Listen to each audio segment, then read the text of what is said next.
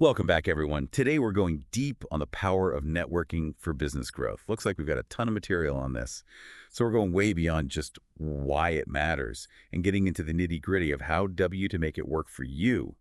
Get ready for some serious aha moments. Yeah, it's amazing how many people think networking is just schmoozing and business cards, when it's really about those relationships that can really boost your business. Exactly. And that's what we're diving into today. We'll be talking about social capital, practical strategies, things to avoid, the whole 9 yards. We'll even be using some real examples from the material you send in, like Sarah the graphic designer and Richard Branson's unique way of connecting with people. Love it.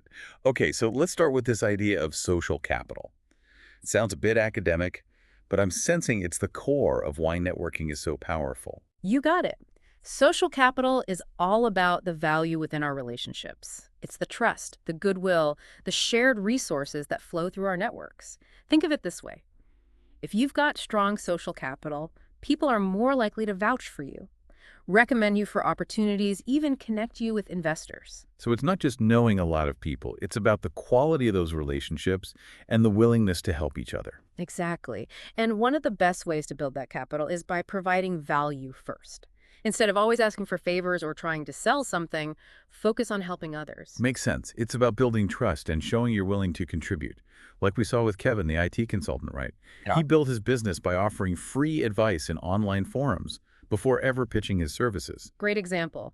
Kevin understood that by sharing his knowledge, he built a reputation as a trusted expert. And when people needed to pay for services, he was the obvious choice. And I love how Richard Branson kind of throws the traditional networking event out the window. Yeah. He finds those authentic connections in everyday life. Yeah, he said some of his best connections happened on planes or just chatting in coffee shops.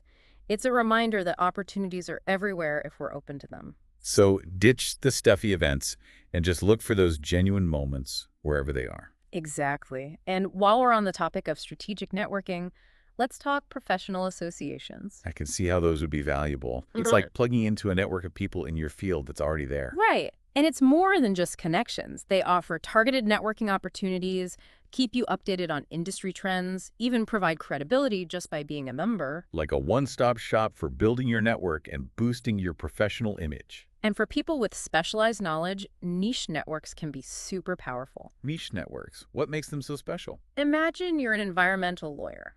A general legal network might be helpful, but a smaller group focused on environmental law is much better. Because you're connecting with people who get your specific challenges and can offer specialized advice. Exactly. Niche networks foster community and give you access to very specific knowledge and resources. It's about finding the people who speak your professional language. Sounds like a great way to deepen your expertise and find those really valuable connections. And let's not forget introductions. A warm introduction from a mutual contact opens doors way faster than cold outreach. Right, it's that social proof. Hmm. If someone you trust recommends someone, you're more likely to take them seriously. Exactly. That trust is invaluable in business. So we've got professional associations, niche networks, introductions. What about businesses going global? International networking is key for businesses with global ambitions. Building relationships in different countries gives you amazing insights into those markets and their cultures. It's like having a local guide in each market, helping you navigate everything. Exactly. And it's not just clients or partners. International connections can open doors to new ideas, collaborations, even funding. Okay, so lots of positives about networking. But we got to acknowledge the downsides, right? It can't all be perfect. It's true. One pitfall is network fatigue. Too many events, constantly reaching out, trying to maintain a huge network, it's exhausting and can take you away from your core business. Like anything, you need a healthy balance. Can't be on all the time without burning out. Right. And that brings us to another pitfall, focusing on quantity over quality. The old business card collection trap. Exactly. A huge contact list doesn't mean a powerful network. It's better to have a smaller circle of deep, trusted contacts you really engage with and can rely on. So it's the depth of the relationships, not the number. Quality over quantity, for sure. And that leads to another crucial point, ethics.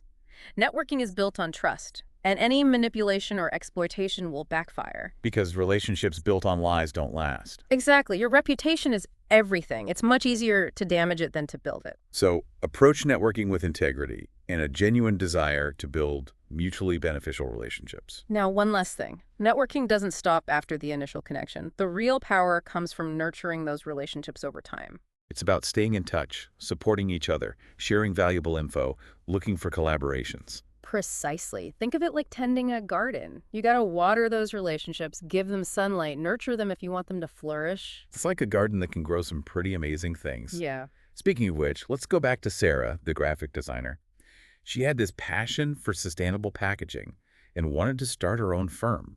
Right, but she was freelancing, no big investors knocking on her door. But she did have a solid network of past clients, colleagues, even other freelancers. And through that network, she found someone who knew an investor interested in green startups. That intro led to funding for her dream business. Wow. That's a perfect example of networking opening doors you didn't even know existed. It's about tapping into the collective knowledge, resources, and connections of everyone you know. It really is about who you know or who they know. But you still have to bring something to the table yourself. Absolutely, it's both. You need the skills, but the right people can boost your reach and open up opportunities. It creates this ripple effect that can lead to amazing outcomes. Exactly. And that's why a diverse network is so important. Connecting with people from different backgrounds, industries, even countries, it exposes you to fresh ideas and possibilities. Expanding your knowledge base just through who you know. Now, before we move on, I want to stress the importance of the long game in networking. It's not just about immediate wins. Relationships you build today could be crucial years down the line. So it's a continuous process of building and nurturing those relationships. Exactly. And being open to how those relationships might pay off. Sometimes the biggest opportunities come from connections made years ago. So as we get to the end of our deep dive, Mhm. what are the key takeaways you'd like our listener to remember? The most important thing is that authentic networking is about genuine, mutually beneficial relationships. It's not about using people or being transactional. It's about connections that benefit both sides. And those relationships can help your business grow in ways you never imagined. Absolutely. Finding investors, getting clients, valuable insights, advice, a strong network can really push you toward success. It's not just about fancy events or business cards. It's about being interested in others, providing value, and nurturing those connections over time. It's recognizing that every interaction could spark a relationship that helps you both in the long run. It sounds like networking is about building a support system, a community of people who can help you navigate the business world. That's a great way to put it. It's about having people to brainstorm with, get advice from, even just get encouragement when things are tough. And I think it's important to say that networking isn't just for experienced entrepreneurs. It's something you can do at any stage of your career. Absolutely. The sooner you start, the more time those relationships have to grow. Connections from early in your career can be super valuable later on. It's about playing the long game and planting those seeds for the future. Exactly. And speaking of the long game, let's talk about another pitfall: neglecting to nurture your existing connections. Right, it's not a set it and forget it thing. Relationships need attention and care to thrive. Exactly. It's easy to get caught up in making new connections, but don't forget the people you've already built relationships with. So how do you nurture your network effectively? What does that look like? Stay in touch, even when you don't need anything specific. Send a message to congratulate someone. Share an article, just see how they're doing. It's those small gestures that can make a big difference. And remember, it's a two-way street. Look for ways to support the people in your network. Introduce them to someone helpful, share their content, just be a sounding board. It's about finding those win-win situations where you both benefit. Now, as we wrap up, let's break this down into steps our listener can take to build their network. Great idea. We've covered a lot, so clear takeaways are important. Absolutely. First, I'd encourage our listener to change how they think about networking. Instead of seeing it as a chore, embrace it as a chance to build relationships that can enrich your life. I love that. Approaching networking with curiosity and genuine interest. And when you do that, it feels more natural and enjoyable. Ditch the elevator pitch and have real conversations. Exactly. Ask questions, listen, be genuinely interested. You never know what you'll learn or who you'll meet. So practical steps. What's one thing our listener can do this week to start building their network? I'd say find one professional association or online group related to your field and join it. It's a simple step, but opens up a whole new world of connections. Like planting that first seed in your networking garden. Exactly. And once you're in, be active. Introduce yourself, join conversations, look for ways to contribute. Don't be afraid to put yourself out there. The more you engage, the more connections you'll make. And networking isn't limited to formal settings. Be open to chance encounters. Chat with someone at a coffee shop, go to a local event, reconnect with someone. Those unexpected connections can be the most rewarding. Absolutely. And don't forget about online networking.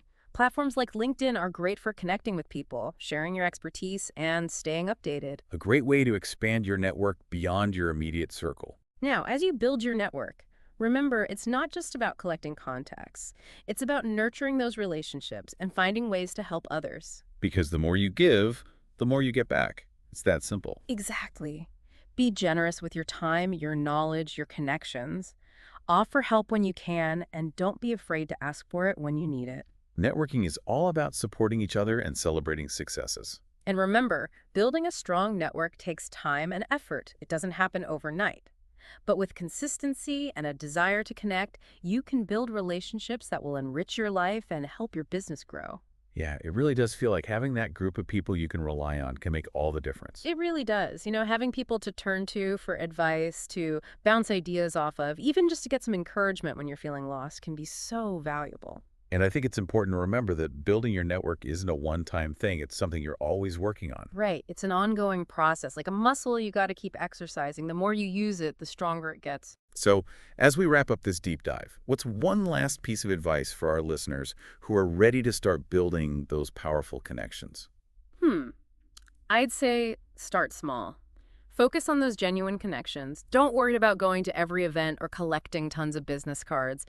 Just connect with a few people you're genuinely interested in and could see yourself building a relationship with. That's so important.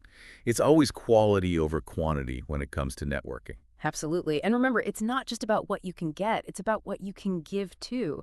Share your knowledge, your resources, your connections with the people in your network. Because the more you give, the more you get back. It's that beautiful cycle of reciprocity that makes networking so rewarding. Exactly. So as you start building your network, remember to approach it with generosity, authenticity, and a real desire to connect. The rewards are definitely worth it. And on that note, we'll leave you with a challenge. Reach out to someone in your network this week, someone you haven't talked to in a while. Just reconnect and see where the conversation goes. Happy networking, everyone.